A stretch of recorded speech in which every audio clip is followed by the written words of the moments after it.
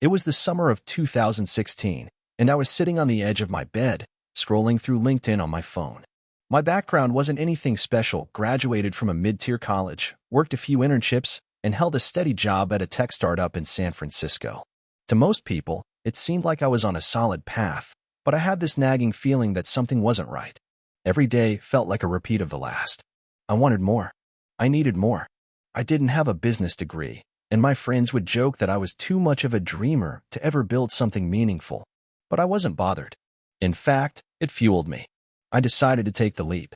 The problem was, I had no clear idea of what I wanted to do. One morning, I was making coffee in my cramped apartment kitchen when I got a call from an old friend. Mark had always been the entrepreneurial type, constantly coming up with ideas. He was the kind of person who lived and breathed hustle culture. "Hey, man, I need you to hear me out on something," Mark said, his voice electric. "I think we can create something that could really take off. Have you ever thought about personalized fitness plans for people?" I froze. I had never really thought about fitness in terms of a business before. Sure, I had tried every fitness app on the market, followed all the influencers, and worked with a few trainers, but nothing had ever felt sustainable for me. I'd often quit after a few weeks or see no results. But Mark was onto something. He explained his vision. The market was flooded with apps offering generic workout routines, but none were truly personalized. There were thousands of people who had tried and failed at fitness programs because they didn't take into account their specific needs, goals, and struggles. His idea was simple. What if they could create an app that designed workout plans tailored to each person's unique body type, fitness level, and goals? Not just random routines, but something that adapted as users progressed. It wasn't a fully fleshed out idea, but I could see the potential. At that moment, I knew I couldn't sit around waiting for the perfect idea to land in my lap. This was it. I told Mark I was in, and we started brainstorming. I took a leap of faith, leaving my stable job to work full-time on this. Neither of us had any experience in app development or the fitness industry, but we were determined. We started researching, learning everything we could about fitness, nutrition, and user experience design. The first 6 months were a grind. We spent hours reading articles, watching YouTube tutorials, and talking to fitness experts. We created rough prototypes of the app, mostly on paper, then moved to wireframes on our laptops. Our goal was clear: develop an app that was sleek, user-friendly, and intelligent enough to provide dynamic fitness solutions. We quickly realized that one of the biggest challenges we'd face was scalability. Neither of us had the capital to hire a development team, so we had to learn coding ourselves. We spent endless nights writing code, debugging errors, and cursing at our screens. Some days, I thought we were way over our heads, but the idea kept me going. It wasn't just about building an app, it was about creating something that could change lives. As we approached the first major milestone, launching the MVP, minimum viable product, we had no idea what to expect. We poured all our time and energy into this app, but what if no one cared? What if it didn't work? But we pressed on, pushing through self-doubt and exhaustion. We hired a small marketing team to help us craft our launch strategy. We knew that if we could just get the word out, people would at least give it a shot. When we finally launched the app, the results weren't immediate. For the first few weeks, the downloads were slow. We made a few mistakes with our user acquisition strategy, but we quickly adapted. We focused on social media influencers in the fitness space and started running targeted ads on Instagram. Slowly, the downloads began to climb. Then, one morning, something changed. We received a message from a fitness influencer with over 1 million followers. They had tried the app and loved it. They wanted to collaborate. Within a few days, they posted about our app on their social channels, and the download numbers skyrocketed. But the real breakthrough came when we started receiving feedback from users. The people who had struggled with fitness in the past were now finding success. They weren't just doing workouts, they were progressing in a way that felt real and sustainable. We had created something that resonated with people. We spent the next year improving the app based on user feedback. We added new features, integrated nutrition tracking, and created personalized coaching plans. We also started working with certified trainers who could provide one-on-one guidance. But it wasn't all smooth sailing. In fact, the highs were often followed by lows. We faced a lot of competition, and bigger companies with more resources started to notice us. Our marketing budget was always smaller than theirs, and there were times we felt overwhelmed. But we kept at it. Mark and I had grown from being two random guys with an idea to a small but mighty team. We were finally seeing some profit, and for the first time in my life, I felt like all the hard work and sacrifices were paying off. We weren't just an app anymore. We were building a community. Looking back, the journey was far from glamorous. There were nights when we barely scraped by financially, and times when we thought about giving up. But every failure was a lesson, and every small win felt like a victory. By 2020, our app had over 3 million active users, and we had expanded into new markets, including corporate wellness programs and health insurance partnerships. The investment offers started coming in, and we were able to take our company to the next level. We weren't just a startup anymore. We had become a brand that people trusted. Today, I look at where I started and where I am now, and I'm filled with gratitude. I don't think I could have reached this point without the failures, doubts, and struggles. The thing is, entrepreneurship isn't about having the best idea. It's about being relentless and willing to adapt when things don't go as planned. You have to be willing to outwork everyone else and stay committed, even when it feels like you're not making progress. So, if you're reading this and wondering if you should take that leap into entrepreneurship, I'm here to tell you that you can do it. You don't need to have everything figured out, but you do need to have a willingness to learn, grow, and take risks. The journey is tough, but the reward is worth it. And remember, if you're passionate about something, don't let anyone tell you that you're just a dreamer. It's those dreamers who build the future. If you enjoyed the video, don't forget to leave a like and subscribe to the channel. It helps the content grow and motivates me to create even more great videos. Turn on notifications so you don't miss any new uploads. By the way, I'm curious, when do you usually watch my videos? While working, studying, or just relaxing at home?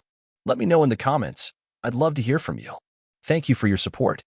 I always thought I'd be just another guy working a 9-to-5 job, trying to get by. I had no grand vision of becoming an entrepreneur, but life has a funny way of throwing curveballs.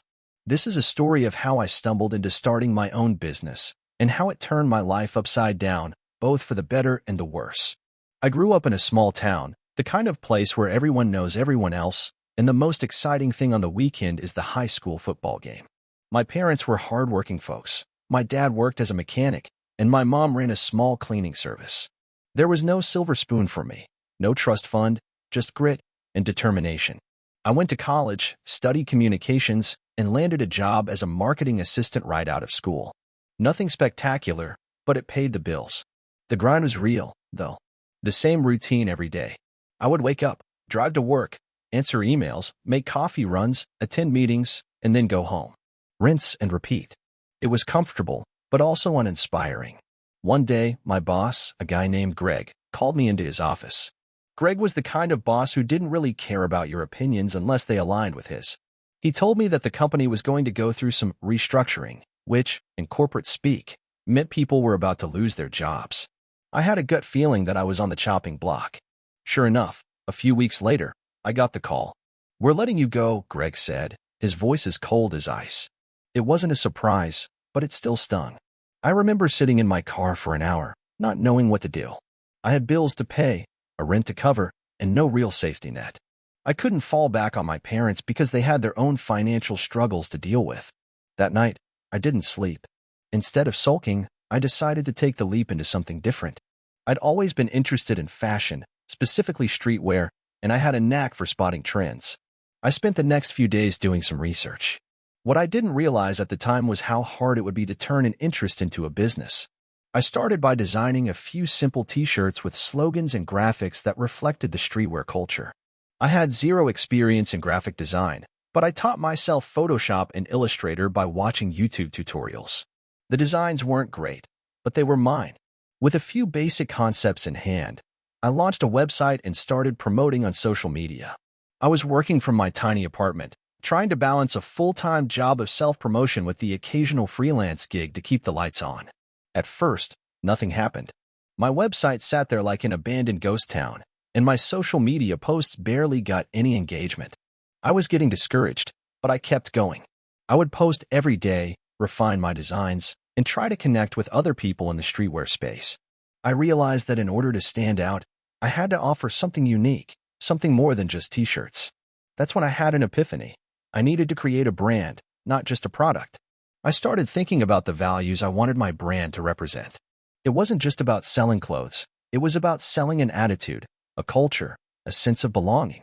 My brand would represent the underdogs, the people who felt like they didn't fit in but still had something valuable to offer. I started making videos for social media, showcasing the stories of real people who were doing things their own way, regardless of what society told them. I reached out to local artists, musicians, and influencers to collaborate on designs. Slowly, people started to take notice. The orders started trickling in, and I couldn't believe it. I had made my first sale, then a few more. It wasn't fast, but it was steady. The key, I realized, was persistence. I kept pushing, refining, and improving the brand and the product. Eventually, things started to snowball. But the road to success wasn't without its obstacles. In the first year, I faced every challenge you can imagine.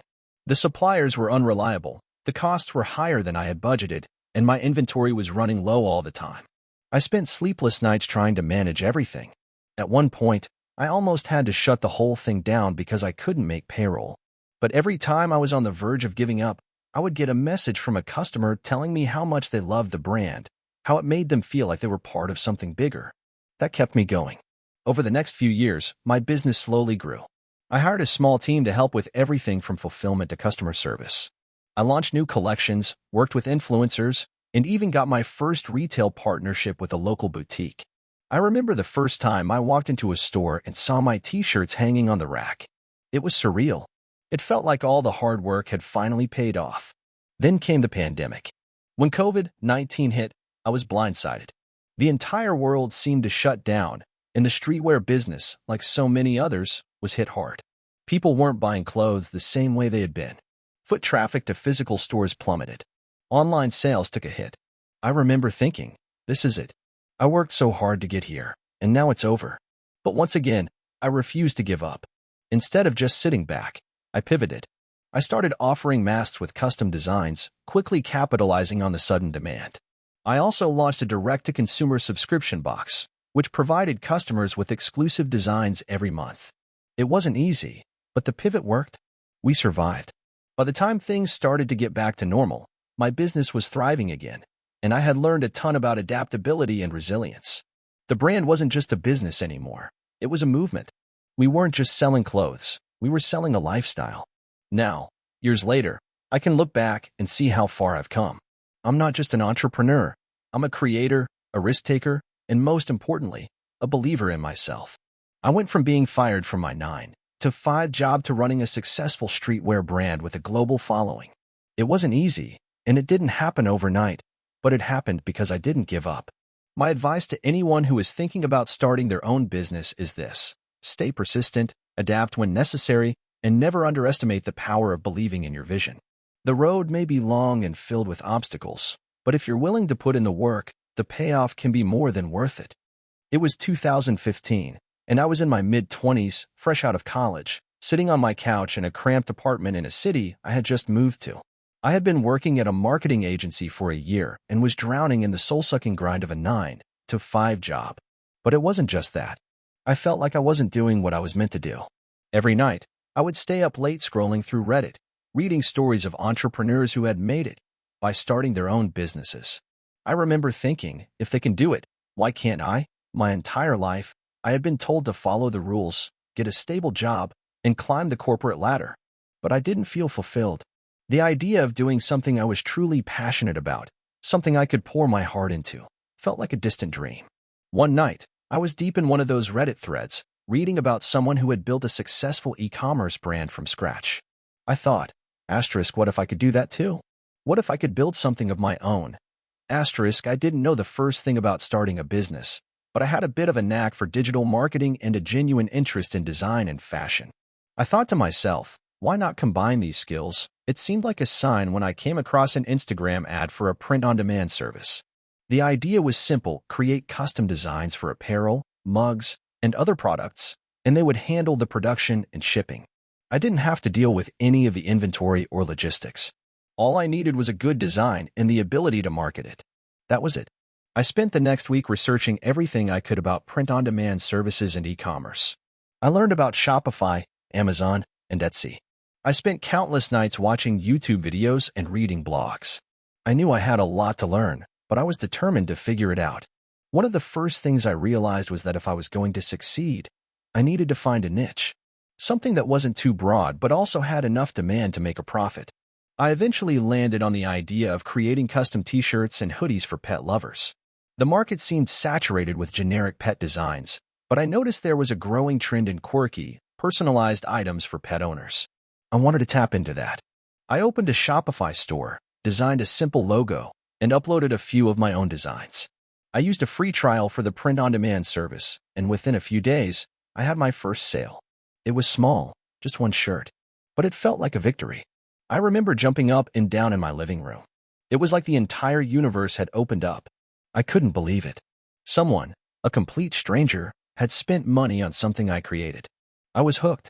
The next few months were full of trial and error. I learned quickly that the designs alone wouldn't cut it. I had to get the word out. I started spending hours on Instagram and Facebook, posting pictures of my products and interacting with followers. I reached out to influencers, offering free shirts in exchange for shoutouts. Some said yes, and others said no. It was frustrating, but I kept going. Slowly, the sales trickled in. At the same time, I had to figure out how to handle the business side of things. I was handling customer service, shipping, and marketing, all while still working my full-time job. There were nights when I barely slept, but I was driven by a vision. I wanted this to work. I needed this to work. One of the major breakthroughs came when I created a viral design. It wasn't even intentional. I had made a shirt with a funny phrase that was going around in pet owner circles. I posted it on Instagram, and within hours, it started gaining traction. People loved it. They started tagging their friends, and within a week, the design had gone viral. My sales skyrocketed. In 1 month, I made more money than I had in my entire corporate job. It was surreal. But with success came new challenges. The traffic to my website was growing, but so were the customer complaints. I received emails about late shipments, damaged products, and sizing issues. I quickly realized that running an e-commerce business wasn't just about creating cool products and marketing them. It was about creating a customer experience that was smooth and reliable. I had to address these issues fast or risk losing everything. I spent the next few months improving my operations. I worked with my print-on-demand partner to ensure faster fulfillment times and better quality control. I also started using customer feedback to improve my designs. With each new design and each new piece of feedback, I got better at understanding my customers. By 2017, I had quit my full-time job. It was terrifying, but also exhilarating.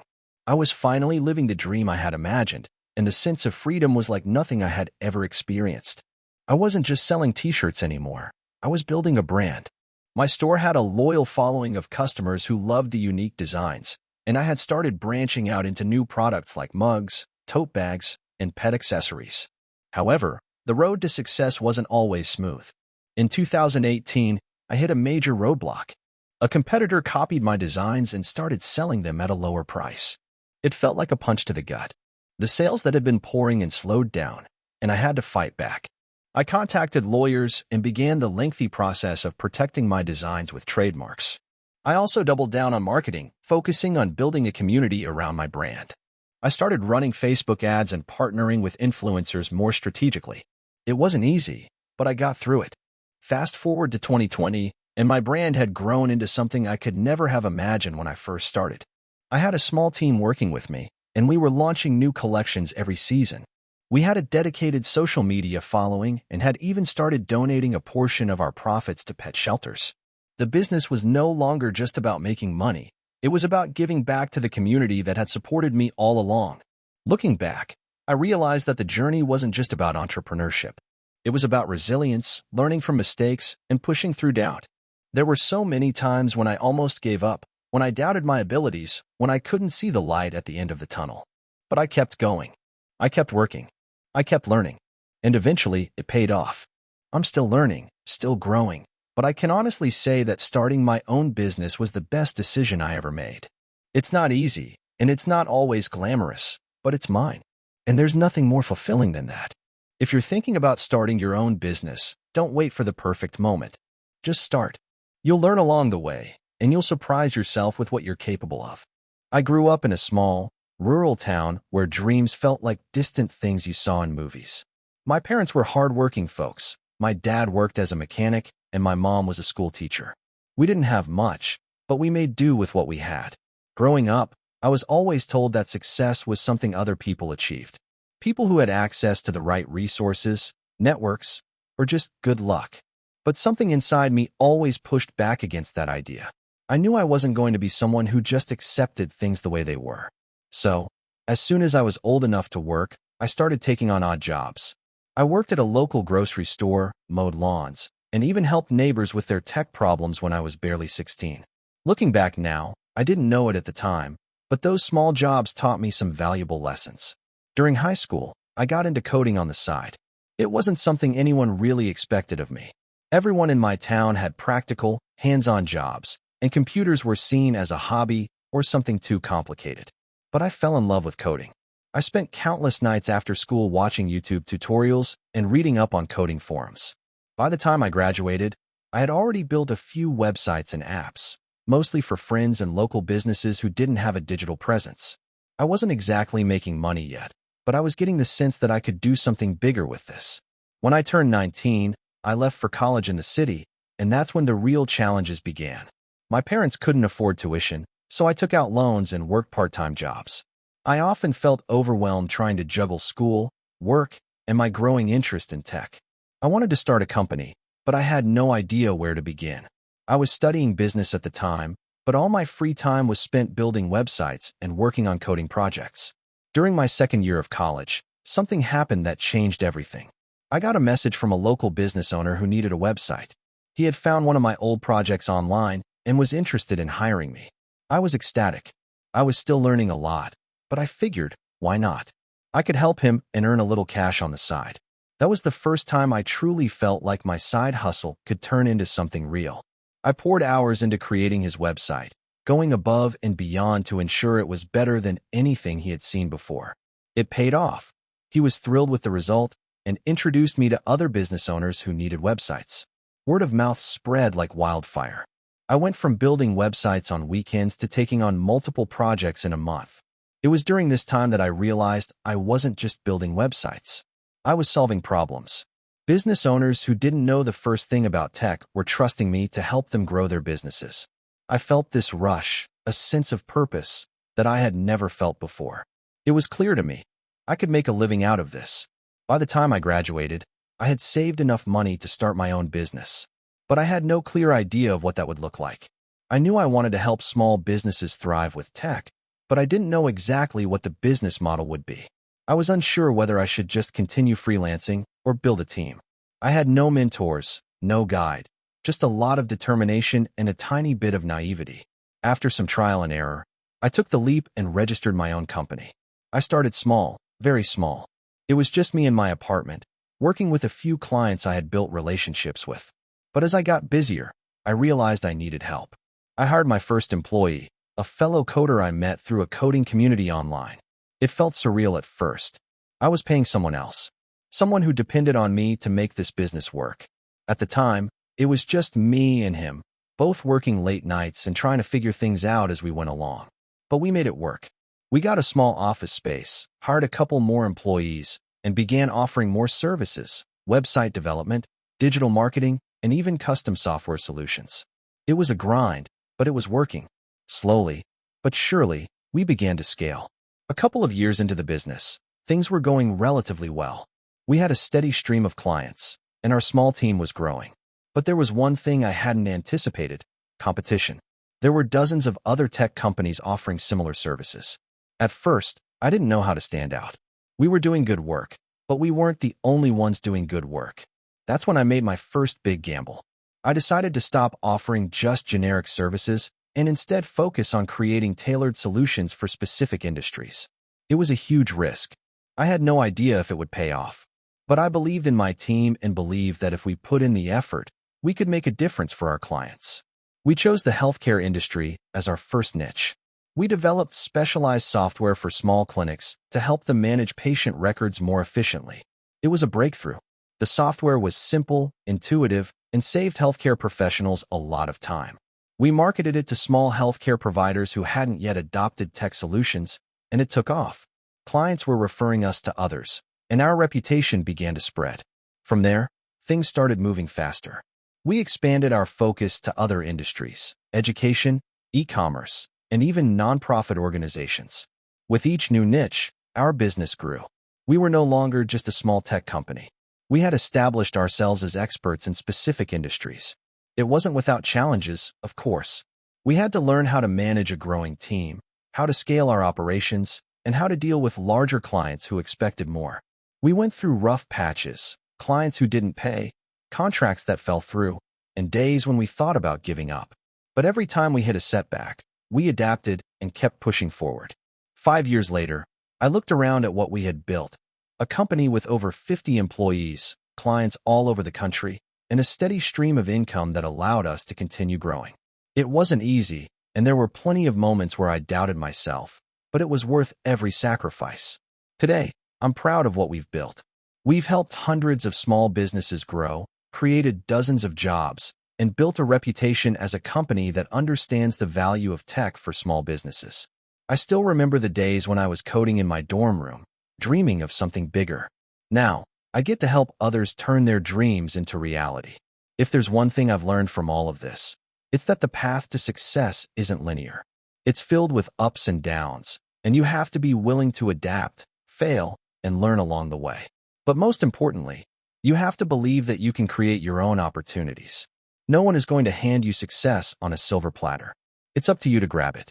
Looking back, I'm grateful for every challenge, every setback, and every person who doubted me.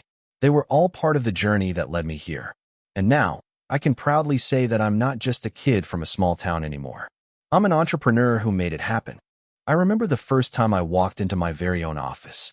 It was a small, cramped space in a shared building, barely big enough for a desk, a chair, and a few filing cabinets. The walls were a dull beige, and the carpet was stained with years of previous tenants' neglect. I had no employees, no clients, and no clue what I was doing. But that didn't matter. I was here, and this was the first step in building something big. It was 2014. I was 28 years old and had just quit my stable job at a marketing agency to start my own digital marketing business. It felt insane. Everyone told me I was making a huge mistake. After all, I was doing well in my career. But something deep inside me told me that I wasn't meant to just work for someone else. I had a vision. I wanted to be my own boss, create a business, and build something meaningful that would not only change my life, but also the lives of others. The first few months were brutal.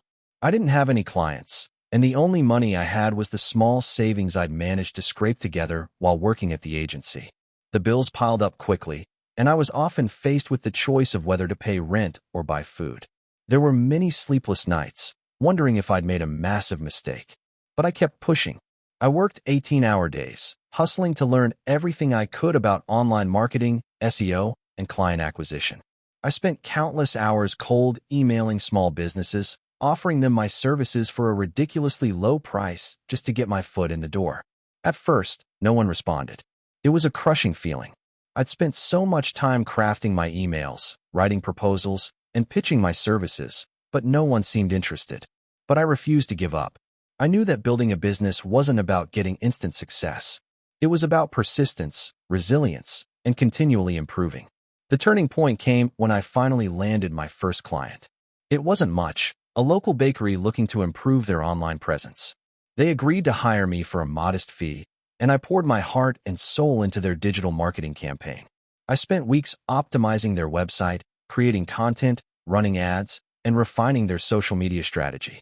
Slowly but surely, their sales began to rise. Their bakery became one of the most talked about spots in town, and I had played a key role in that success. That success was a game changer. Word spread, and more small businesses started reaching out to me. I began working with local restaurants, gyms, and retail shops, helping them grow their online presence and increasing their sales. Over the next couple of years, I steadily built up a portfolio of successful campaigns, and my reputation as a digital marketing expert grew. But the journey wasn't without its challenges. As I started getting more clients, I quickly realized I couldn't do everything myself. I needed help. I hired my first employee, a young marketing graduate named Sarah, who shared my passion for digital marketing. Sarah was brilliant, and having her on the team allowed me to take on more clients and expand my services. We quickly outgrew the small office I had started in, and I upgraded to a bigger space with a few more employees. It felt like a huge step forward, But the pressure also increased. We had more clients to manage, more projects to complete, and more responsibilities on our shoulders. There were times when I felt like I was drowning in work, trying to balance everything while still growing the business. But with each obstacle came a new lesson. I learned how to delegate effectively, how to manage a team, and how to scale a business. I focused on building systems and processes that would allow us to handle a higher volume of work without sacrificing quality. I also started to focus on automating as much of our marketing efforts as possible, using tools and technology to streamline our campaigns and make our workflows more efficient. As the business grew, I found myself constantly faced with difficult decisions. Should I continue to focus on local businesses, or should I expand into other markets? Should I hire more employees, or should I outsource some of the work? The stress was overwhelming at times, but I knew I couldn't let fear or uncertainty hold me back. I made bold decisions, invested in marketing, and expanded our services to include more comprehensive offerings, like website design and branding. It was a risky move, but it paid off. In just 5 years, my company had grown from a one-person operation to a full-fledged digital marketing agency, with a team of 15 employees and clients from all over the country. We had become a recognized name in the industry, known for our results-driven approach and our ability to help businesses scale quickly and efficiently. But despite the success, I couldn't shake the feeling that I was missing something. I was constantly chasing the next big thing, always working hard to grow the business and take on more clients. I had lost sight of why I started this journey in the first place, to create something meaningful, to help others, and to make a real impact in the world. That's when I decided to change my focus. Instead of just working with businesses to help them increase their profits, I started offering pro bono services to nonprofits and social enterprises that were making a positive difference in their communities. We helped them build their online presence, reach more people, and amplify their message. I started mentoring young entrepreneurs, sharing my knowledge and experiences to help them avoid the mistakes I had made along the way. It wasn't about the money anymore. It was about giving back, creating value, and using my success to help others achieve theirs. I was finally living the dream I had set out to create, a business that not only brought in revenue, but also made a real difference in the world. Looking back on everything, I realize how far I've come. From that tiny, rundown office to building a thriving business with a team of talented people, it's been an incredible journey. But what I'm most proud of isn't the revenue or the accolades. It's the fact that I stayed true to my vision. I didn't give up when things were tough, and I never lost sight of my goal to create something meaningful. If there's one piece of advice I could give to anyone thinking about starting their own business, it would be this: persistence is everything. You will face setbacks, challenges, and moments of doubt. But if you keep pushing forward, keep learning, and keep improving, you will eventually reach your goals. The road to success is never easy, but it's always worth it in the end. When I started my journey as an entrepreneur, I had no idea how challenging it would be or how deeply it would shape me. I came from a small town where people didn't really talk about business or innovation. The only focus was survival, getting by from one paycheck to the next, avoiding trouble, and keeping the house together. But deep down, I had a feeling that I was meant for something more. I grew up with an innate curiosity about the world around me. I was always trying to figure out how things worked. From gadgets and electronics to how businesses ran, I soaked in every piece of information I could. I was the kid who took apart radios to see what was inside, often leaving behind a pile of spare parts with no idea how to put them back together. It was frustrating, but it also sparked a sense of creativity that stayed with me as I grew older. After high school, I found myself stuck. I didn't want to follow the typical path. Everyone around me seemed focused on college or finding a stable job, but I didn't feel drawn to either. I wanted to do something on my own. So, after much thought, I decided to take a leap of faith. I would try to start my own business. At first, it wasn't glamorous. I didn't have a fancy office or investors lining up to back me. I had a small room in my apartment where I'd sketch out ideas, research industries, and brainstorm products. I didn't have much money, but what I did have was determination. Every day, I would work long hours trying to figure out how to turn my ideas into reality. I knew that the odds were against me. A kid from a small town with no experience in business wasn't exactly the profile of a successful entrepreneur. But I refused to accept failure. I started by learning as much as I could. I read books, attended free webinars, listened to podcasts, and even reached out to successful entrepreneurs on social media to ask questions. I wasn't afraid to admit that I didn't know everything. In fact, I was proud of the fact that I was learning and growing every day. My first business idea was a simple one. I wanted to create an online store that sold tech gadgets and accessories. The market was booming, and it seemed like the perfect opportunity. I spent weeks sourcing products, designing the website, and marketing my store. But when it finally launched, the results were disappointing. Sales were slow, and I quickly realized that I had underestimated the complexity of running a business. I wasn't prepared for the logistics, the marketing challenges, or the competition. I felt defeated. But instead of giving up, I decided to pivot. I took what I had learned from my first attempt and used it to improve. I realized that my initial approach was too broad and lacked a unique selling proposition. I needed to find a niche, something that would set my business apart from the thousands of other online stores out there. That's when it hit me. I'd always been fascinated by sustainable products, especially in the tech industry. The idea of creating eco-friendly gadgets and accessories that could reduce waste and carbon footprints sparked my interest. It was a niche that I believed in and could be passionate about. So, I completely rebranded my business with a focus on sustainable tech products. I went back to the drawing board, reaching out to manufacturers who could provide eco-friendly materials, researching packaging alternatives that were biodegradable, and making sure every part of my business aligned with my new vision. It wasn't easy. In fact, it was even more challenging than my first attempt. But this time, I had a clearer focus and a sense of purpose that drove me forward. The rebranding process wasn't immediate, but gradually, things started to pick up. Word of mouth began to spread, and people appreciated that I was offering a product they could feel good about buying. My sales began to grow, and my customer base became more loyal. I reinvested every penny I earned back into the business, expanding the product line and refining the customer experience. There were still plenty of hurdles. I had to figure out how to scale, how to deal with suppliers, how to manage the overwhelming amount of customer service inquiries, and how to keep up with the demand for new products. There were days when I thought I was in over my head. I worked well into the night, running on coffee and sheer determination, barely able to keep up with everything. But it wasn't long before I began to see the fruits of my labor. My business hit a tipping point.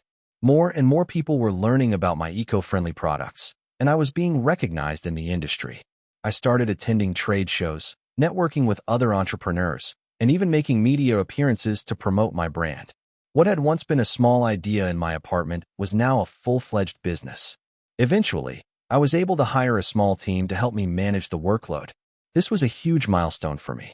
It wasn't just about growing my business. It was about creating jobs and providing opportunities for people to work alongside me. I was no longer just a one-man show. I was leading a company that had a real impact on the community and the environment. Looking back, it's hard to believe how far I've come. I started with nothing but a dream, a willingness to learn, and an unshakable belief in myself. There were so many times I could have given up, but I kept pushing forward, one step at a time. The road to success wasn't easy, and it certainly wasn't quick, but it was worth every ounce of effort. Today, my business continues to grow. We've expanded into new markets and launched new product lines. I'm still learning, still evolving, and still driven by the same passion that started it all. But now, I have the knowledge and experience to tackle new challenges head-on, and I'm confident that the future holds even more opportunities. The key to my success wasn't having a perfect plan or avoiding failure. It was about persistence, adaptability, and being willing to learn from every setback. The journey was messy, unpredictable, and sometimes overwhelming, but it was also incredibly rewarding. If there's one thing I've learned, it's that you don't need to have everything figured out to succeed. You just need the courage to take that first step and the resilience to keep going when things get tough. For anyone thinking about starting their own business, my advice is simple: don't be afraid to fail. In fact, embrace it. Every failure is an opportunity to learn and grow. Stay curious, keep pushing forward, and remember that success isn't about avoiding mistakes. It's about how you respond to them. Entrepreneurship is a marathon, not a sprint. But if you stay committed to the process, keep your eyes on the bigger picture, and never stop believing in yourself, you'll find your way to success. I did, and I'm proof that anyone, no matter where they start, can make their entrepreneurial dreams a reality. I was 27 when I decided to leave my comfortable job as a marketing coordinator at a mid-tier company. It wasn't a bad job. In fact, it paid well, I had decent benefits, and I worked with a fun team. But I had this idea, a dream, really, that wouldn't leave me alone. I wanted to create something of my own, something that I could truly call mine. I was tired of the corporate grind, the meetings that didn't move the needle, and the feeling that no matter how hard I worked, someone else was reaping the rewards. I didn't have a clear vision of what I wanted to do, but I knew I couldn't spend another decade working for someone else. I kept telling myself, if not now, when? It wasn't an easy decision. Leaving a stable job with health insurance, a steady paycheck, and a predictable routine was scary. But I had this fire burning inside me. I started doing what every new entrepreneur does. I researched. I spent nights reading books, articles, and watching countless videos of entrepreneurs who had made it. I even listened to podcasts, sometimes while cooking dinner or doing chores, trying to absorb as much information as possible. During my research, I stumbled upon a recurring theme, the importance of solving a real problem. The successful entrepreneurs weren't just selling products. They were providing solutions. That clicked. I realized that I didn't want to just sell something. I wanted to solve a problem that people actually cared about. I just needed to figure out what that problem was. I spent the next few months observing the world around me. I looked for problems that people were facing but hadn't been solved in an innovative or effective way. I talked to friends, family, and colleagues to see what frustrations they experienced in their day-to-day lives. I took long walks, hoping the perfect idea would just come to me. Then, one day, it hit me. The problem was in the pet industry. I was walking my dog when I saw an ad for a subscription box for pet supplies. It wasn't a new concept, but something about it felt off. My dog had different needs at different times, depending on her age, health, and preferences. I thought, what if there was a pet subscription box that could be personalized to fit the unique needs of each pet? I immediately started working on the idea. I designed a website, sourced pet products from local suppliers, and began building relationships with veterinarians and pet owners. I didn't know the first thing about running a business, but I was determined to learn. I was working late into the night after my full-time job. It was exhausting, but every day I felt a little closer to my goal. The first few months were tough. I spent more money than I made, and I was constantly fighting the feeling of failure. Every small setback felt huge, and I often wondered if I had made a huge mistake. But I kept going. I started getting feedback from customers who loved the concept. They appreciated the personalization and the quality of the products. Slowly but surely, the business began to grow. The turning point came when I launched a targeted marketing campaign aimed at dog owners who were frustrated with the lack of options for personalized pet products. I had spent months researching the best way to advertise on social media, and I finally felt like I had a strategy that would work. It paid off. Sales skyrocketed. My customer base grew, and I started making enough money to quit my full-time job. It was the scariest moment of my life. I had built something, but could I make it work full-time? Would it last? Would I be able to keep up with the demands of running a business? Those first few months after going full-time were the most stressful of my life. I was working around the clock, figuring out logistics, managing inventory, responding to customer service requests, and trying to scale the business. I made mistakes, lots of them. I hired the wrong people, I mismanaged cash flow, and I underestimated how difficult it would be to keep up with customer expectations. But through it all, I learned. I hired a mentor to guide me through the process and began networking with other entrepreneurs who had been through the same challenges. I spent more time listening than talking, learning from their experiences and avoiding their mistakes. Slowly but surely, I refined my business model. After a year of blood, sweat, and tears, the business started to feel like it had real momentum. I had a team in place, my revenue was growing, and I had managed to carve out a niche in the pet industry. The personal touch we offered with each subscription box became our brand's identity, and our customers loved it. They felt like we were truly invested in their pets' well-being. But success didn't come without its challenges. I had to learn how to deal with customer complaints, improve the quality of the products, and manage my own personal stress. There were moments when I felt like giving up, especially during slow months or when things didn't go as planned. But I kept reminding myself of why I started. I wanted to create something meaningful, not just another business for the sake of making money. As the years passed, I began expanding. I introduced new products, partnered with other pet-related businesses, and even started offering educational resources for pet owners.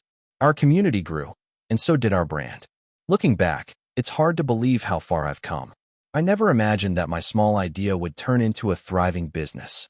It wasn't easy, and there were plenty of sleepless nights and moments of doubt. But in the end, it was worth it. I learned that entrepreneurship isn't just about having a great idea. It's about resilience, learning from mistakes, and constantly improving. I also learned the importance of building a supportive community and never losing sight of your customers' needs. Today, my business generates multiple six figures in revenue. I've been able to hire a great team, expand into new markets, and continue to innovate. I still have my challenges, but I've learned to embrace them as part of the journey. I know that the road ahead will continue to be filled with uncertainty, but I also know that if I can keep learning, adapting, and providing real value to my customers, I can continue to succeed. After all, the journey is what makes it all worth it. I was just 24 when I decided to take the plunge into the world of entrepreneurship. It wasn't something I had planned from a young age or even dreamed of.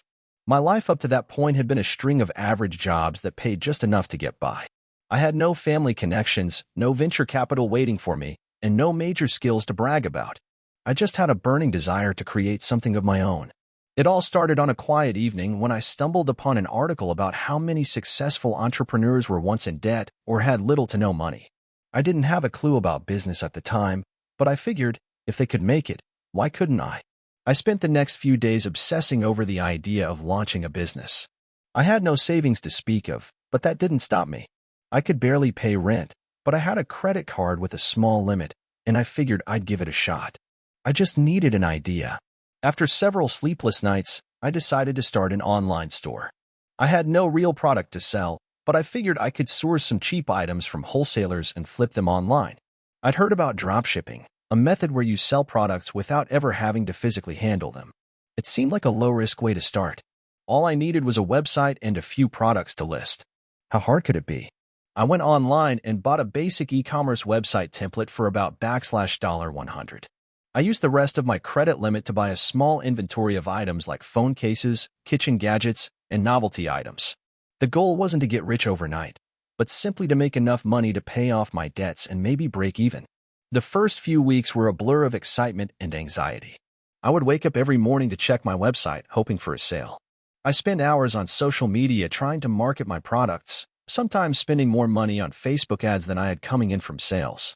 But after a month, I had only made 2 sales. It was a crushing blow.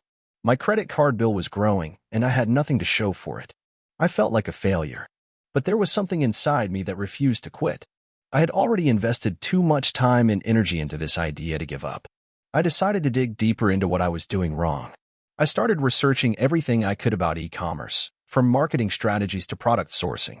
I watched YouTube videos, read countless blogs, and joined Facebook groups of other aspiring entrepreneurs. I learned about the importance of branding, customer service, and, most importantly, finding the right niche. I realized I had made a huge mistake by selling random products without focusing on a specific market. No one was going to buy a phone case from me if they didn't know who I was or why they should trust me. I needed to define my brand and focus on a single product category. It was time for a pivot. After some more research, I decided to focus on fitness products. I had always been into fitness, and I saw an opportunity to create a store that catered specifically to fitness enthusiasts. I launched a new store with a sleek, professional-looking website, complete with a blog offering fitness tips and advice. I sourced high-quality workout gear and accessories, and I started creating content around the products. This time, things started to click. I was getting more traffic to my site, and slowly but surely, sales began to trickle in. I focused on creating a community around my brand, offering value to my customers through helpful fitness content. I began engaging with customers on social media, answering their questions, and encouraging them to share their fitness journeys with me. I gave away free workout guides and ran occasional sales, always prioritizing customer satisfaction. One of the turning points came when I got a message from a customer who had bought one of my fitness products. She told me she loved the item but had a small issue with it. Instead of just apologizing and offering a refund, I went above and beyond to make things right. I sent her a replacement product, along with a handwritten note thanking her for her support. She was so impressed with the level of customer service that she shared her experience on social media, tagging my brand. That post went viral. Suddenly, my small online store was getting attention. More sales came pouring in, and within a few months, I had completely paid off my credit card debt. I reinvested every penny into the business, scaling up my ad campaigns and expanding my product offerings. I hired a few freelancers to help with content creation and customer service, and I continued to grow my social media following. By the end of the first year, my business was generating enough revenue to allow me to quit my day job and focus on it full-time. The next few years were a roller coaster of highs and lows, but I had learned so much along the way. I made mistakes, but I kept going. I experimented with new marketing strategies, optimized my website, and continued to refine my brand. Every success felt earned, and every setback taught me something valuable. By year 3, my online store had reached 6 figures in revenue. I was finally able to start paying myself a salary, and I even hired a small team to help with operations. My life had completely changed. What started as a side hustle to pay off debt had become a thriving business. But that's when I hit another wall. I was so focused on growing my e-commerce store that I neglected other important aspects of running a business. I wasn't keeping track of my finances properly, and I didn't have a clear understanding of taxes or how to manage cash flow.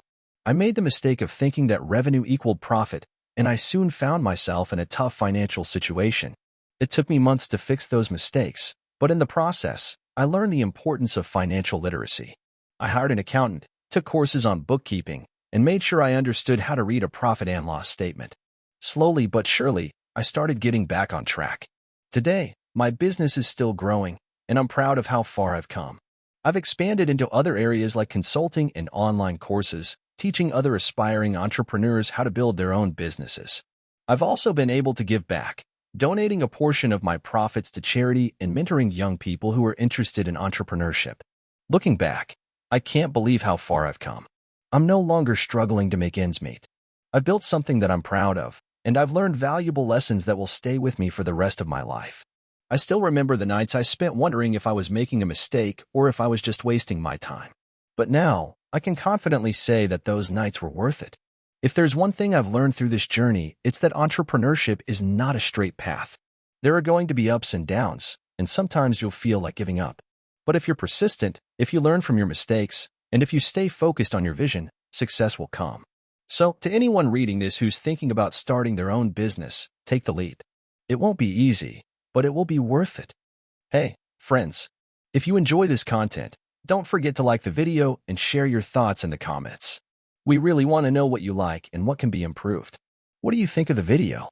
Are there any topics you'd like to see in future videos? Your feedback really helps us get better. Thanks for being with us. I was 25 when I decided to start my own business. I had just quit my job at a corporate marketing agency that I had been working at for 3 years.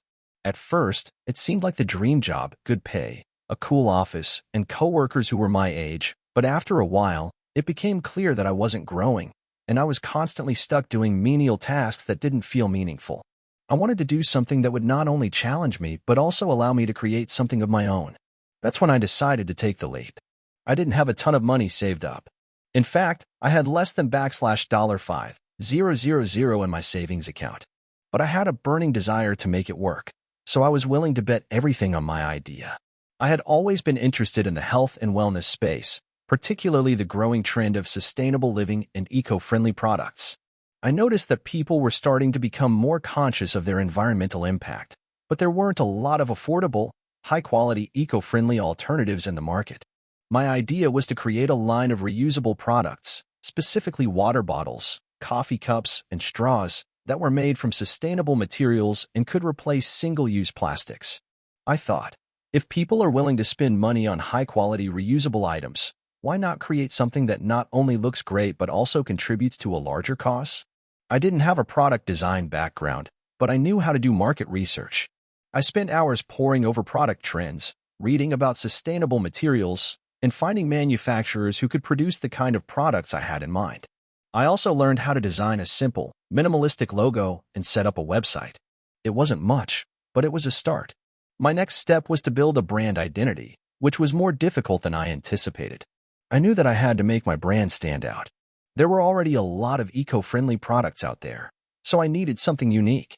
After weeks of brainstorming and feedback from friends, I decided to focus on a specific niche, reusable products for busy professionals who wanted to live sustainably without sacrificing style. The idea was to create high-quality, stylish, and functional products that would appeal to people who were always on the go but still cared about the planet. I remember the first time I launched my website. I was both excited and terrified. I had spent so much time on it, tweaking every detail, making sure everything looked perfect. I was only selling a handful of products, but I had high hopes that this was going to be the start of something big. The first week was a blur. I barely slept.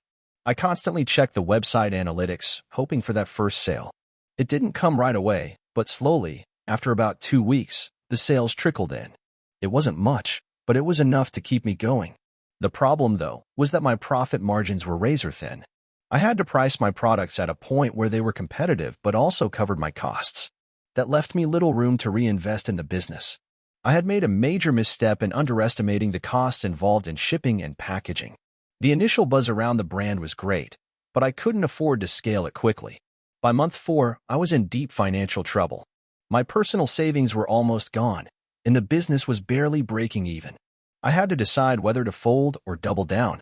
I remember sitting at my kitchen table one night, staring at my bank account, wondering if I had made a huge mistake. But then something clicked. I realized that I wasn't just selling products, I was selling an idea. I was selling a movement. That's when I decided to focus on building a community around my brand. I reached out to influencers in the sustainability space and asked if they would be willing to try my products in exchange for a social media post. I offered discounts for people who referred friends.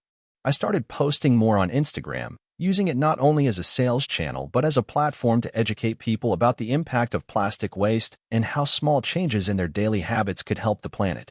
Over the next few months, the business began to pick up. The social media campaigns worked. More people were talking about my brand, and I started receiving messages from people telling me how much they loved my products. One of the biggest turning points came when a well-known eco-friendly influencer shared my brand on their Instagram story. Overnight, my website traffic exploded. I couldn't believe it. For the first time, I saw real, organic growth happening. The sales weren't sky-high, but they were consistent. By the end of the first year, I had paid off all my debts and was able to reinvest in inventory. I used that extra money to launch a new product line, reusable shopping bags and sustainable lunch containers. The new products helped elevate the brand, and the positive feedback was overwhelming. People loved that my products were functional, aesthetically pleasing, and, most importantly, made a difference. After about 2 years in business, I reached a major milestone. My revenue crossed the 6-figure mark. It wasn't easy, and there were many times when I thought about quitting. But I pushed through, learning from my mistakes and taking risks that ultimately paid off. Along the way, I built a team of passionate people who shared the same vision. Together, we were able to scale the business and expand our product offerings. What I learned from my journey is that entrepreneurship is far from glamorous. It's a roller coaster ride filled with self-doubt, setbacks, and moments of sheer panic.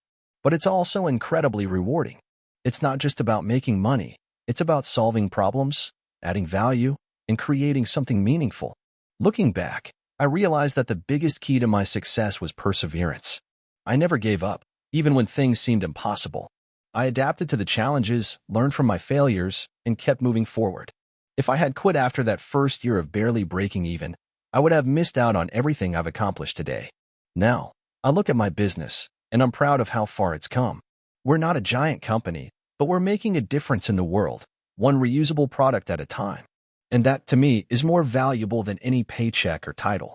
Starting my own business wasn't easy, and it definitely wasn't a straight path to success. But every struggle, every failure, and every small win has been worth it. I can't imagine doing anything else, and I'm excited for what's to come. This is the story of how I went from working a dead-end job at a retail store to building a 6-figure online business. It's not some feel-good, overnight success story. It's a tale of hard work, failure, and perseverance. I hope it resonates with someone out there who's stuck in a rut, just like I was a few years ago. I was in my mid-20s, living paycheck to paycheck, feeling like my life had plateaued. I had dropped out of college a few years prior, unsure of what I wanted to do with my life. At first, it didn't seem like a big deal. I got a job at a local store where I worked as a sales associate. The pay wasn't great, but it was enough to get by. I told myself that I was just paying my dues and would eventually find something better. But time went on, and I found myself stuck in the same cycle. The same customers came in every day, and I became increasingly frustrated with the monotony. I was 26, working a job that didn't require any real skill, and I felt like I was wasting my potential. The worst part was seeing people around me succeed, whether it was friends getting promotions or classmates landing dream jobs. I felt like I was running in place while everyone else was moving forward. One day, I had enough. I woke up and decided that I wasn't going to keep complaining about my situation. I was going to do something about it. I didn't know exactly what, but I knew I couldn't stay on this path forever. That day, I started researching online businesses. I stumbled across dropshipping, a business model that seemed perfect for someone like me. Low investment, flexible, and scalable. I figured, why not? What do I have to lose?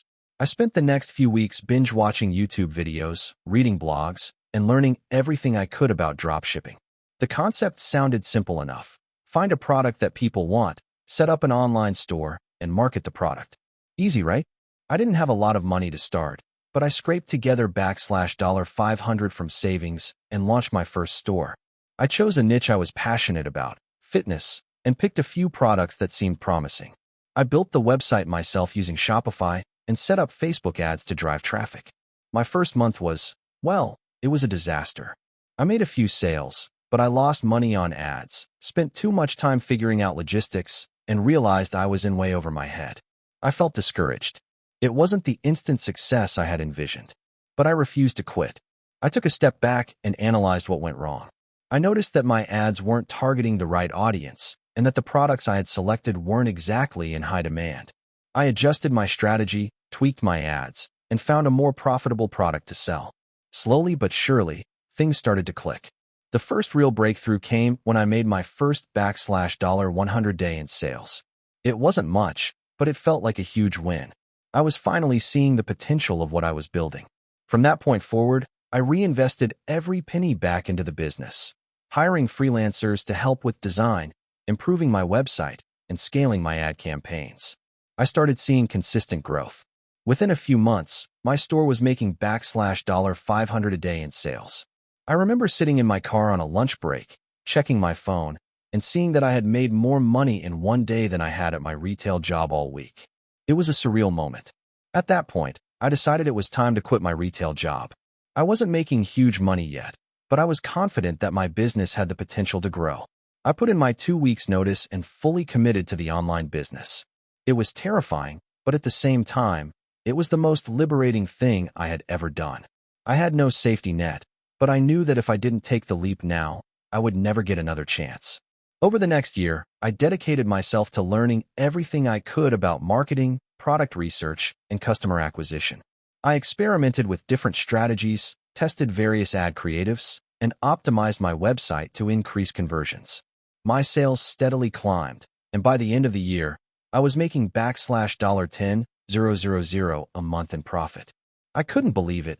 Just a year ago, I had been working a dead-end job, and now I was building a business that was actually supporting me. But success didn't come without its challenges. I had to deal with customer complaints, late shipments, and the stress of running a business by myself. There were months when I thought I might go under, but every time I hit a roadblock, I reminded myself of why I started in the first place. I wasn't willing to go back to the life I had before. I had tasted success, and I was determined to make it work. Fast forward to today, and I've scaled my business to over $300,000 in yearly revenue. I now have a team of 4 people who help with customer service, product sourcing, and digital marketing. I've learned a lot along the way, and while there are still plenty of obstacles to overcome, I now have the freedom and flexibility I always wanted. I can travel when I want, spend more time with my family, and most importantly, I no longer feel stuck. If you're reading this and feeling like I did a few years ago, I want you to know that change is possible. It won't be easy, and there will be times when you question whether it's worth it. But if you commit yourself to learning and growing, you can build something amazing. It's not about having a huge budget or fancy connections. It's about persistence and finding a solution to the problems that arise. If you're stuck in a job you hate or feeling like you're not reaching your full potential, take a step back and think about what you can do today to start building your future. The journey is hard, but it's worth it. For me, it all started with a decision to stop feeling sorry for myself and to take action. I took a risk, failed, learned, and eventually succeeded. So, if you're thinking about starting something new, take that first step. It might feel terrifying, but I promise you, the rewards will be worth it. I was 23 when I found myself in a situation I never thought I would be in. I had just dropped out of college, was living in a rundown apartment in a city where I didn't know a soul, and my bank account was rapidly dwindling. My parents had disowned me after I made the decision to leave school. They were disappointed, thinking I had thrown away my future for a pipe dream. The truth was, I didn't want to be a cog in the corporate machine like everyone around me. I had no idea what I was doing, but I knew there had to be a way out of this cycle. I spent most of my days staring at the walls, trying to figure out what the hell I was going to do with my life. I had no job, no connections, and no direction. All I had was an idea. It started with a simple problem I noticed. At that time, I was running errands for people who lived in my building, like picking up groceries or getting them coffee. I noticed they were always looking for convenience, ordering stuff on their phones, getting packages delivered, but there was a real gap. A lot of them didn't want to pay for traditional delivery services because of the steep fees or had trouble getting their packages on time. I saw an opportunity. What if I could create a service that was simple, local, and affordable? I wasn't a tech genius, but I had this feeling that I could make it work. So, I began researching delivery models. I read everything I could about the gig economy, delivery apps, and small-scale business operations. I spent nights staring at my laptop, watching YouTube videos of people launching their startups. Some succeeded, some failed, but all of them had a story that made me think, why not me? The first step was simple. I needed a name. After tossing around a bunch of ideas, I settled on something that felt right, QuickDash. The idea was simple: deliver items quickly, efficiently, and locally. I bought a cheap domain and threw together a basic website using free tools. It looked terrible, but it was functional. I couldn't afford anything fancy, and I didn't know how to code anyway. I knew I had to start small. So, I went around my apartment complex and asked the residents if they would be interested in a cheap, fast delivery service. I figured I could deliver things like groceries, medications, or small packages for people who didn't have time or couldn't do it themselves. I wasn't expecting much, but to my surprise, people seemed interested. They liked the idea of a local delivery service without the high fees of big companies. Most of them had small, specific needs and were willing to give it a shot. I told them I'd be available every afternoon to make deliveries, and they seemed to appreciate that. I didn't have a car, so I started by using my bike to make deliveries. It was exhausting, but I needed to make it work. The first day was a disaster. I had 2 orders. One was a grocery delivery that took me 45 minutes longer than I expected, and the other was a late-night delivery of medicine to an elderly woman. I had no clue what I was doing, but I was determined to figure it out. By the end of the night, I was tired, frustrated, but surprisingly motivated. I learned a lot in that first 24 hours, and most importantly, I realized something. People wanted convenience, and I could provide it. I didn't make any profit in those early weeks, but I didn't care. My main goal was to prove that QuickDash was a real service and that people would pay for it. Slowly but surely, I gained more customers. Word of mouth spread around the building, and soon I was getting calls from people outside my complex. I set up a small system with my phone where customers could text or email orders, and I kept a paper log of deliveries. It wasn't much, but it was enough to keep me going. After a few months, I realized I had to scale. People were starting to ask for things that I couldn't handle alone. I needed to get a few people to help me with deliveries. So, I posted an ad online for delivery drivers, part-time, flexible work. I didn't have the money to pay them much, but I promised them tips and a small base rate. To my surprise, people actually applied. One of them, Jason, became a reliable driver and helped me cover more ground. I also started learning about digital marketing. I put up flyers around town, posted on social media, and even handed out business cards wherever I went. At first, it was slow, but over time, I started to get more attention. People were starting to notice QuickDash. By the time I turned 25, QuickDash had grown enough that I could hire a small team and get an office. I found a few people who were willing to work part-time as customer service reps, and Jason and I were able to work out a better payment system for drivers. The business still wasn't making much money, but it was sustainable. The breakthrough came when I partnered with a local pharmacy. They were struggling with delivery options for their customers, and after a few meetings, I convinced them that QuickDash could help. We worked out a deal where I'd handle their deliveries for a cut of the cost. This partnership was a game changer. It brought in a steady stream of revenue, and people in the community started taking QuickDash seriously. I reinvested the little money I was making into improving the service. I hired more drivers, upgraded the website, and started using social media ads to target local customers. The business started gaining traction, and over the next year, QuickDash began to flourish. When I was 27, I looked back at where I started. My apartment was still tiny, but I no longer worried about making ends meet. I had employees now, a steady stream of customers, and a real brand. QuickDash wasn't just a dream anymore. It was a legitimate business that was growing every month. I could have quit 1,000 times during those tough early days. There were so many moments where it felt like nothing was working and I was just wasting my time. But I stuck with it because I knew that if I kept pushing, something would click. The road was long, but it was worth every ounce of effort. I was doing something I believed in, and I had built it from the ground up. I'm now 29, and QuickDash is a multi-million-dollar company. We're not just operating locally anymore. Our delivery service spans across several cities. We're planning to expand even further, and I'm constantly learning and growing along with the company. Sometimes I still can't believe how far we've come from those early days of struggling to make rent. I don't have it all figured out, and I don't think I ever will. But I've learned that the only way to succeed is to keep going, no matter how hard it gets. You'll make mistakes, but each one is a lesson. The journey is what matters. I went from being a college dropout with no idea what I was doing to running a successful business that helps thousands of people every day.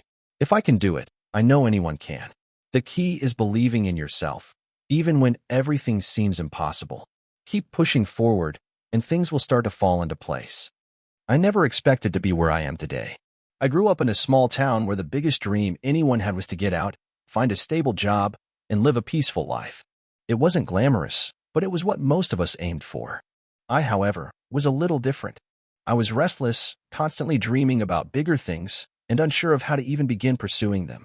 But I'll take you back to when it all started, the moment that pushed me into the world of entrepreneurship.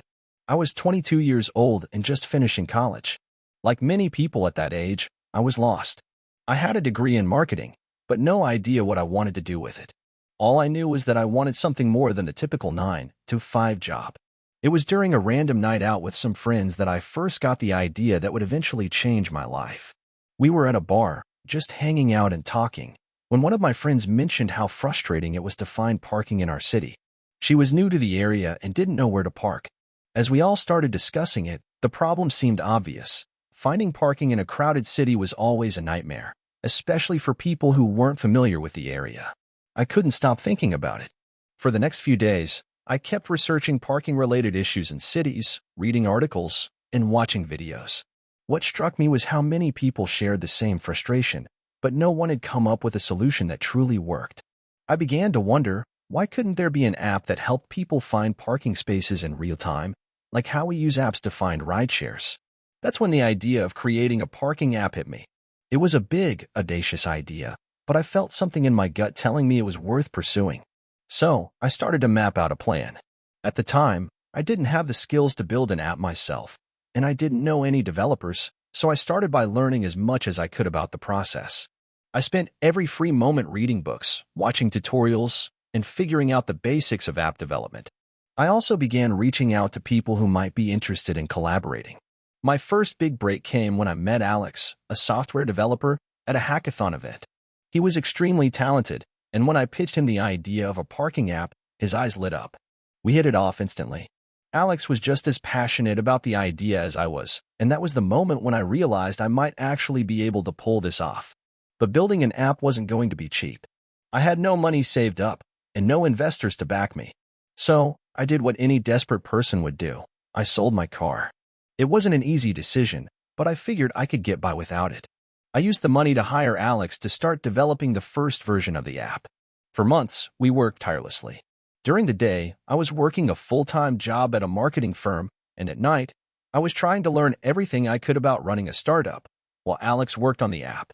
There were days when I felt like giving up. The app was far from perfect, and the process was incredibly slow. We kept hitting roadblocks, whether it was technical problems or issues with the design. There were times when I wondered if it was even worth it, but every time I thought about quitting, I reminded myself of the thousands of people who were struggling with the same problem. I couldn't let them down. Finally, after 6 months of hard work, we had a beta version of the app ready to test. It was rough around the edges, but it worked. We launched it in a small, local market to get some feedback, and to our surprise, people loved it. They were finding parking more easily, and they appreciated the convenience. That's when I knew we were onto something big. The next step was marketing. I had no big budget for advertising, so I relied heavily on social media and word of mouth. I reached out to local influencers, bloggers, and journalists, hoping to get some attention. Slowly but surely, the app began to gain traction. Users started sharing their experiences, and the app's rating on the App Store began to climb. But that was just the beginning. We knew that if we wanted to scale, we needed investment. We applied to dozens of venture capital firms, and for the most part, we got rejected. But then one day, we got an email from a VC firm that wanted to meet. The meeting went well, and a few weeks later, we secured our first round of funding. It was a small amount, but it gave us the resources we needed to really scale up.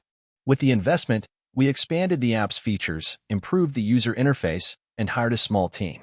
We also began to expand to other cities, testing our product in new markets. But there was still a long road ahead. There were many sleepless nights, countless obstacles, and moments when I thought we would never make it. But we kept pushing. As the company grew, I began to see the impact we were having.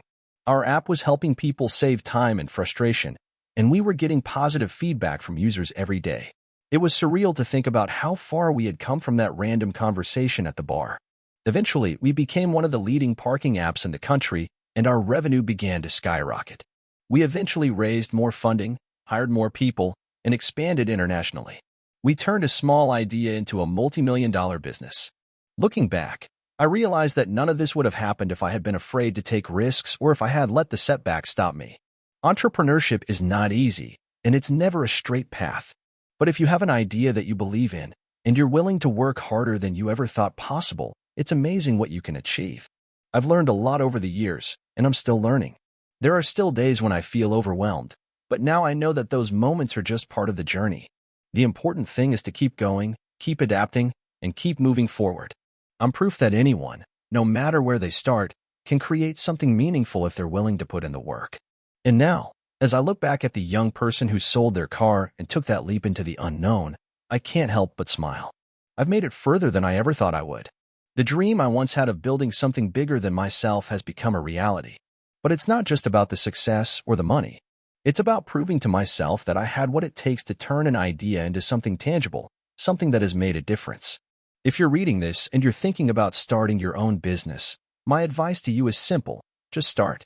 Don't worry about having everything figured out. Don't be afraid of failure, because failure is part of the process. The most important thing is to believe in yourself and take that first step. You never know where it could lead. I always knew I had it in me. At least, that's what I told myself when I was stuck behind a desk, working a 9 to 5 that felt more like a never-ending loop of monotony. It wasn't that I hated my job, but it wasn't exactly the dream either. My days were filled with numbers, emails, and conference calls that seemed to take up more of my energy than any of the tasks themselves. I was 29, and though I had a steady paycheck, a house I was barely able to afford, and a life that, from the outside, looked perfectly acceptable, there was something inside me that kept itching for more. I wanted to build something. I wanted to create something that wasn't just a cog in the machine. The turning point came during a random weekend. I had just finished binging another startup documentary. The entrepreneurs in those shows were fearless, building empires from their living rooms, breaking barriers, and creating the kinds of businesses I could only dream of. It was always so easy to say, I can do that too. But you know what they didn't show? The grind, the failures, the countless sleepless nights wondering if it was all going to fall apart. Still, my mind wouldn't stop racing with ideas. That's when it happened. I was sitting on the couch, scrolling through Instagram. Yes, I know, nothing too revolutionary, when I stumbled upon an ad for a product that caught my attention. It was a simple, yet beautifully designed product. A gadget that I had never seen before, but could immediately tell had potential. I thought to myself, why hasn't anyone done this for people like me? Why hasn't someone made this better? And that was the spark that lit the fire. That night, I couldn't sleep. The idea kept running circles in my head. By morning, I had already written a rough plan. I spent hours researching similar products, studying their marketing strategies, and looking into suppliers. It was almost as if everything in my life had led me to this exact moment. The spark of inspiration gave me the fuel I needed to start my own journey. The first thing I did was create a prototype. It wasn't fancy, just a rough sketch of the product I wanted to bring to life. With no prior experience in manufacturing or design, I took to the internet and dove deep into learning about product development. YouTube videos, articles, online forums, you name it. I devoured anything I could find on the subject. My lunch breaks at work became my research time, and during the evenings, I'd stay up late trying to sketch out designs, test different ideas, and learn how to source the materials I'd need. After what felt like 1,000 Google searches, I found a manufacturer overseas who could help bring my vision to life. The next few weeks were spent negotiating prices, fine-tuning designs, and trying to get the prototype just right. It was a mix of excitement and anxiety. I had no idea what I was doing, but I was learning fast. At this point, I was investing all the money I had saved over the years, which wasn't much. But it didn't matter. I wasn't just risking money. I was risking time, effort, and every ounce of energy I had left. When the first batch of products arrived, I remember feeling both exhilarated and terrified. I had created something from scratch, but now the hard part was about to begin. I had no business experience, no marketing background, and absolutely no connections in the industry. I had to figure out how to sell this product, how to market it, and how to get people to care about it. The first month was brutal. I launched a website, created social media accounts, and threw together a few ads. I posted relentlessly, hoping for a sale, but no one was biting. My friends and family gave me well-meaning advice, but the silence on my website was deafening. I felt like I was talking to an empty room. For a while, I considered giving up. Maybe this wasn't meant to be. Maybe the idea was just stupid. But deep down, I knew I couldn't stop now. I decided to take a different approach. Instead of focusing solely on advertising, I began reaching out to influencers in my niche. I sent samples of my product to anyone who had even the smallest following, hoping they'd take a chance and promote it. Slowly but surely, people started to notice. The first influencer post I got was a game changer. They posted about my product, and suddenly, people started to visit my site. Sales trickled in, then steadily grew. But even with sales coming in, I was still struggling. There was the logistics of fulfilling orders, managing customer service, and keeping up with the ever-growing demand. I was wearing every hat in the business. I was answering emails at midnight, packing boxes at 2 a.m., and trying to figure out how to scale the operation without burning myself out. I hired my first employee to help with customer service, and that was a huge weight off my shoulders. Slowly, the business began to feel less like a burden and more like a real company. The next few months were a whirlwind of learning, growing, and tweaking everything I had built. I started to figure out what worked and what didn't. I learned how to optimize my supply chain, how to adjust my pricing, and how to scale marketing efforts. But most importantly, I learned to listen to my customers. They were the ones who were truly shaping my product and guiding me on how to make it better.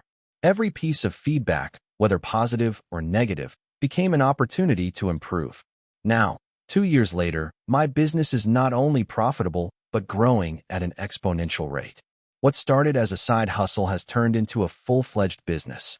I've hired a team, expanded my product line, and even secured distribution deals that I once thought were out of reach. But it wasn't the victories that kept me going, it was the failures. Every setback taught me something valuable.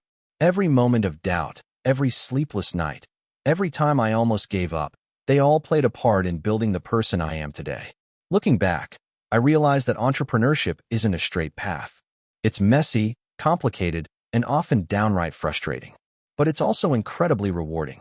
There were times when I questioned whether I was doing the right thing, but now I see that all of those moments were just part of the process. Building a business isn't about avoiding mistakes. It's about learning from them, adapting, and constantly pushing forward. If you're thinking about starting your own business, my advice is simple. Don't wait for the perfect moment. The right time will never come. You just have to start. There will always be challenges, but if you have the passion, the willingness to learn, and the grit to keep going, you'll make it. Don't let fear or doubt hold you back. The road to success isn't easy, but it's worth every step. I was 23 when I started my business, and honestly, I didn't have much going for me. I didn't have a college degree, no fancy connections, and I wasn't one of those people who had been planning my startup since I was 12. I was just a kid who had a burning desire to make something out of my life.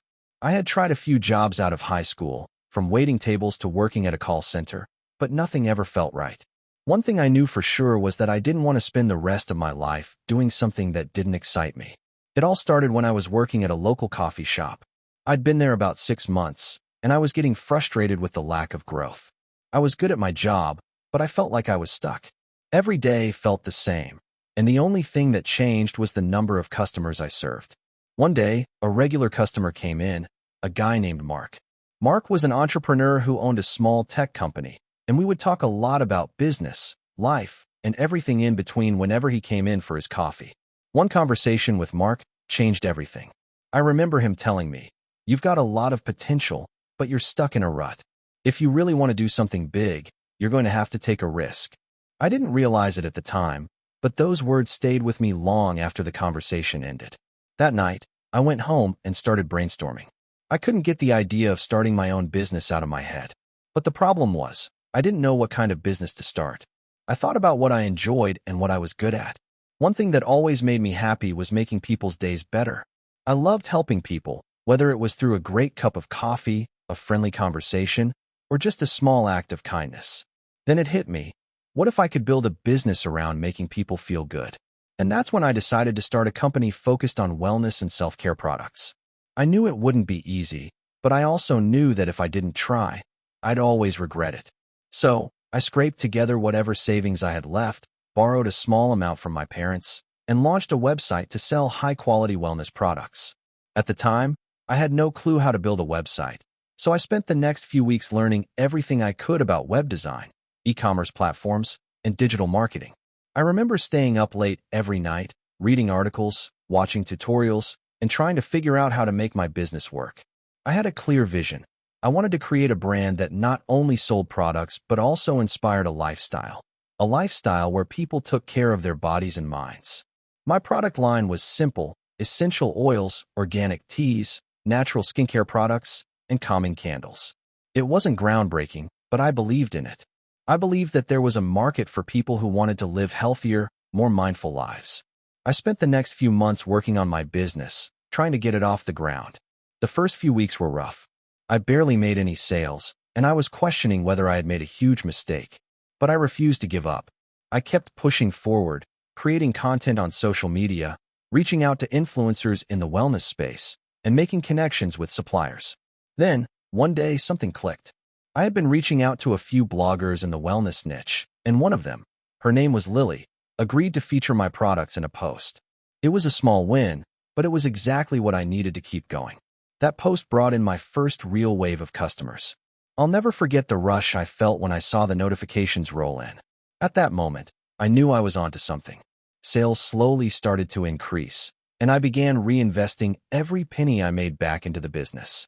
I hired a freelance designer to revamp my website, spent money on ads to boost visibility, and started building a team. By the time I turned 25, I was running a full-fledged business with a small but passionate team. Things were looking up, but just as I thought I had made it, I hit a huge roadblock. The supplier I was working with to source my products went out of business, and I suddenly found myself without inventory for months. I panicked. I had customers waiting for orders, and I had no way to fulfill them. I tried finding new suppliers, but nothing seemed to work. The pressure was mounting, and I felt like I was losing everything I had worked for. That was the hardest period in my entrepreneurial journey, but I wasn't going to let it defeat me. I spent every waking moment figuring out how to pivot. I reached out to local artisans, sourced raw ingredients directly from farms, and began manufacturing the products myself. It wasn't ideal, but I learned how to build everything from scratch. Eventually, I found new suppliers, and things started to pick up again. It wasn't long before my brand was gaining recognition. More influencers started promoting my products, and I began expanding my product line. I even launched a subscription service that provided monthly wellness packages. My business wasn't just surviving anymore, it was thriving. Fast forward to today, and my company is one of the leading wellness brands in the market. We've built a loyal customer base, expanded into international markets, and have a team of over 50 employees. I've moved into a bigger office, and we're planning to open our first brick-and-mortar store later this year. It's surreal to think about how far I've come from that small coffee shop job to running a successful company. Looking back, I can see how all the pieces fell into place. If I hadn't taken that leap of faith, I would never have gotten here. If I had listened to the voice in my head telling me it was too risky or too hard, I wouldn't have achieved what I have today. There were so many moments when I wanted to quit, but I'm grateful I didn't. To anyone out there thinking of starting a business or making a big change in their life, here's my advice. Take the risk. Do it when you're scared. Do it when you don't know if it'll work out. Because sometimes, the best things in life come from the scariest decisions. And even if you fail, you'll learn more than you ever could have by staying comfortable. I'll never forget the words Mark told me that day. If you really want to do something big, you're going to have to take a risk. I took that risk, and it changed my life forever. I'll start with a confession. I never wanted to be an entrepreneur. In fact, I went to college to become a doctor, something that my parents expected, and honestly, I expected too. It seemed like the right choice for a stable, prestigious life. But as I worked my way through pre-med courses, I realized something that I couldn't ignore. Medicine wasn't my passion. It was just a good idea on paper. I spent my sophomore year struggling to stay awake in lectures, doodling in my notebook rather than studying. I'd look around at my peers, many of whom were just as disillusioned as I was, and I'd ask myself, what am I doing here? It didn't take long for me to realize that I wasn't passionate about becoming a doctor. I wanted to do something where I could create, solve problems, and, most importantly, not follow a predetermined path. One night, after another round of failed attempts to cram for my anatomy exam, I stumbled across a random YouTube video about an entrepreneur who turned his side hustle into $1 million business. His story was exhilarating and motivating. I had no idea what it really took to be an entrepreneur, but I couldn't stop thinking about the possibilities. I wanted to start something that was mine, where I could use my creativity and get direct feedback from customers. So, I made the decision to drop out of college. I know that might sound like a dramatic and risky move, but when I think back to that moment, I realize it was the best decision I could have made. I didn't have a clear idea of what I wanted to do, but I knew I had to act. The thought of living a life doing something I wasn't passionate about was terrifying. But there I was, standing on the edge, ready to take the plunge into the unknown world of entrepreneurship. My first business idea was a simple one. I had always been interested in technology, and I noticed that there were very few high-quality, affordable accessories for smartphones in the market. So, I decided to create a line of phone cases that were unique and stylish, with designs that spoke to my personal tastes. It seemed like a safe starting point. Everyone had a smartphone, and everyone needed a case. I borrowed $1,000 from my savings and bought a batch of phone cases from a wholesaler. I launched a small online store, pouring all my energy into marketing and promoting my product on social media. At first, the response was slow. In fact, it was disheartening. I wasn't getting any sales, and I began to question my decision to leave school. I thought I might have made a huge mistake. But then, something clicked. I realized that my marketing strategy was all wrong. I was focusing too much on pushing products and not enough on building a community. I decided to shift my approach. Instead of just selling phone cases, I started sharing my story, my journey as an entrepreneur, my struggles, and my passion for technology. I wanted people to connect with me, not just buy from me. Slowly but surely, the orders started coming in. It wasn't anything groundbreaking, but it was progress. I was learning as I went along, constantly improving my product, refining my website, and tweaking my marketing strategies. Over the next few months, I started to see more consistent sales, and I even managed to expand my product line to include accessories like phone stands and wireless chargers. I was building a brand, and it felt incredible. But just as things were starting to look up, disaster struck. My supplier went out of business, leaving me with no product and no way to fulfill my orders. I was devastated. All the momentum I had built seemed to come crashing down in an instant. I thought about quitting, about going back to college, and just leaving the world of entrepreneurship behind. But I couldn't give up. I had invested too much of myself into this journey to walk away now. So, I pivoted.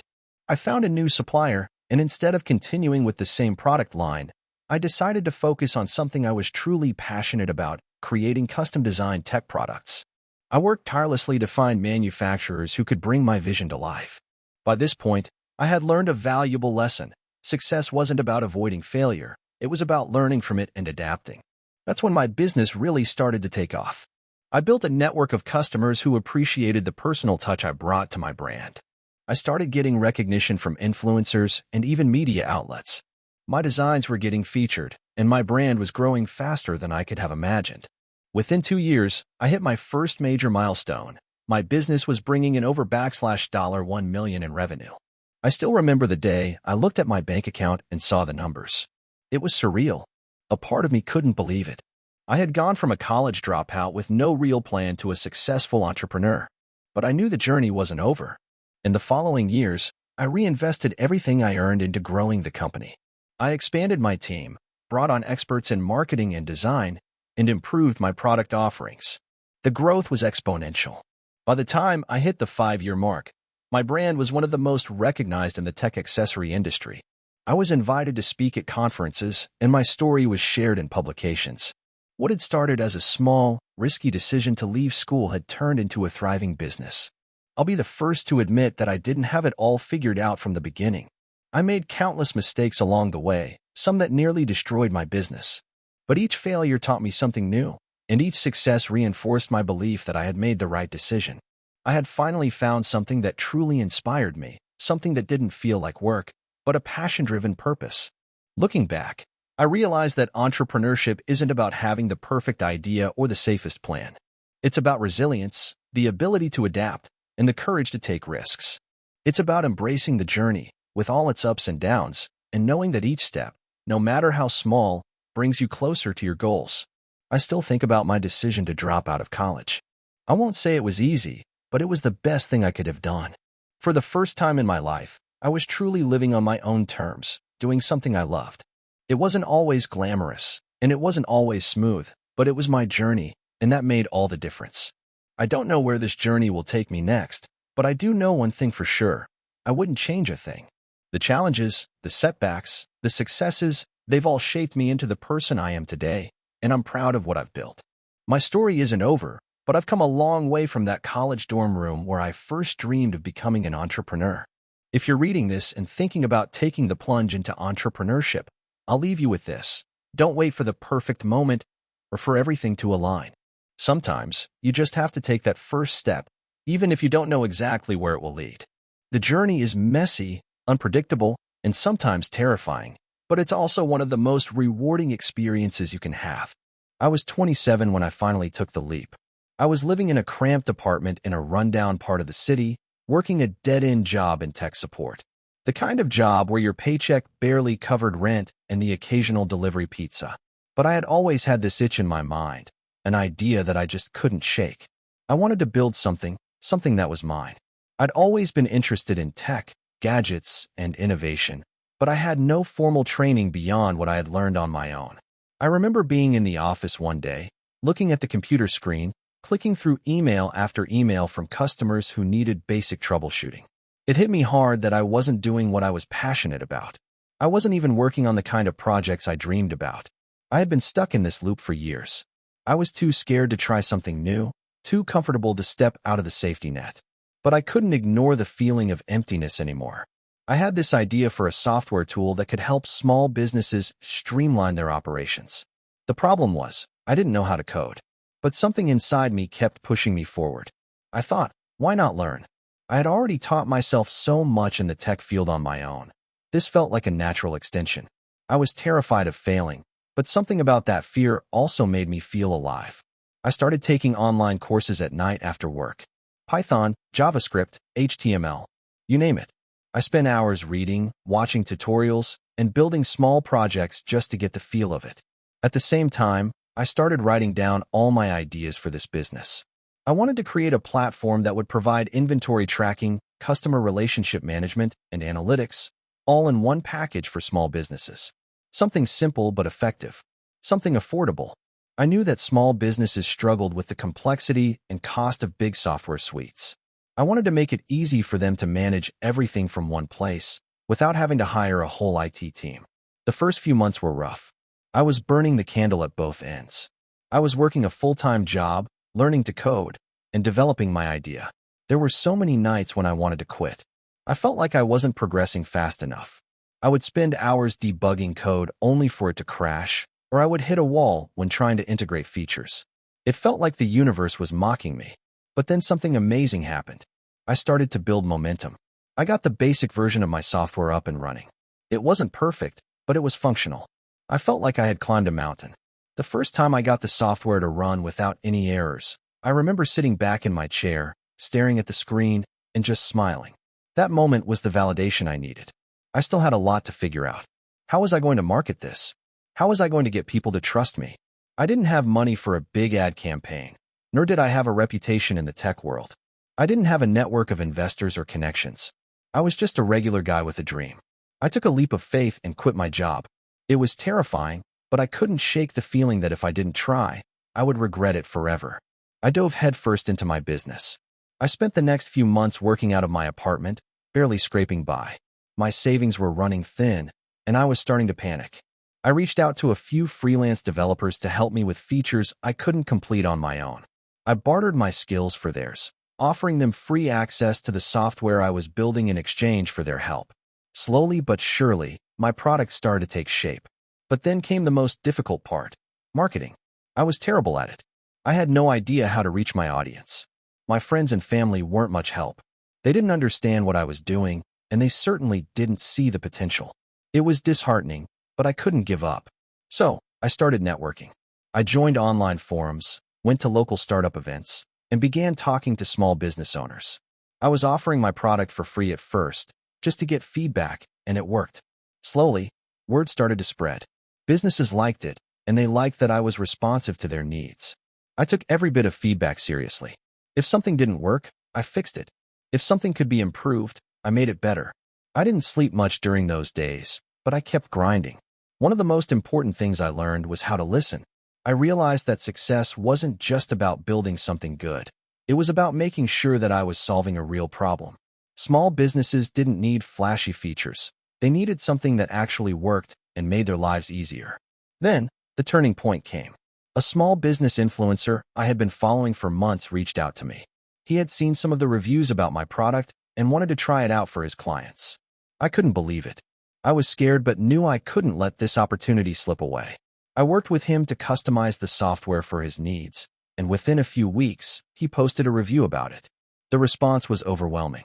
More businesses started signing up, and they started paying for the software. My little startup was beginning to gain traction. Fast forward to a year later, and things started to change. I had hired a small team, and our software had evolved into something much bigger. We were no longer just offering basic tools. We had added new features, improved the interface, and even launched a mobile app. I had secured a round of seed funding from investors who saw potential in what we were doing. I was able to quit living paycheck to paycheck, and I was able to start paying myself for the first time. The relief I felt when I received my first real paycheck was surreal. It was the result of my hard work and sacrifice. I'm proud of what I've built, but I never forget where I came from. Every day, I remind myself that it wasn't luck that got me here. It was perseverance. There were so many moments when I could have given up, so many times when I felt like throwing in the towel, but I didn't. And looking back, I realized that those moments of doubt were the key to my success. They taught me how to push through the tough times, how to keep going when it felt like there was no light at the end of the tunnel. Now, I run a successful tech startup. We have a growing customer base, a dedicated team, and we're expanding internationally. I've even been invited to speak at conferences about entrepreneurship. But it all started with one simple idea and the courage to follow it through, no matter how impossible it seemed. I guess my story is a reminder that success doesn't happen overnight. It takes grit, hard work, and an unwavering belief in what you're building. There were times when I wanted to quit, but the thought of giving up was more terrifying than the thought of failure. And in the end, the biggest lesson I've learned is that you can do anything if you're willing to work hard enough for it. So, if you're out there, stuck in a job you hate, or trying to figure out how to start your own business, know this: it won't be easy, but it will be worth it. Keep pushing forward, and don't be afraid to fail. Failure is just another step on the road to success. Thank you for watching until the end.